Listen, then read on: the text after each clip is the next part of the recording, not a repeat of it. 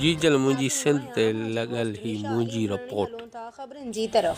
अस्सलाम वालेकुम नाज़रीन। सिंधड़ी रिपोर्ट फ़कीर हनीफ मंगरो सिंधड़ी ताल के अंदर सर्दी ऐं कोहीड़े जो राज। फालिज जी बीमारी में ख़तरनाक वात। फालिज सबब एक ॾणो फोत। सिंधड़ी ताल के समेत आसपास वारे इलाक़नि में गुज़िरियल हिकु हफ़्ते खां सख़्त सर्दी ऐं घाटे भञंदड़ कोहीड़े सबब मामूल जी ज़िंदगी सख़्त मुतासिर थी रही। मुसलसल 7 सेंटीमीटर सर्द दर्जा हरारत ऐं थधी हवाउनि सबब इंसानी सिहत ते ख़राब असर पिया अची रहिया आहिनि, जे करे फालिज जी बीमारी में तेज़ी सां इज़ाफ़ो थी रहियो आहे।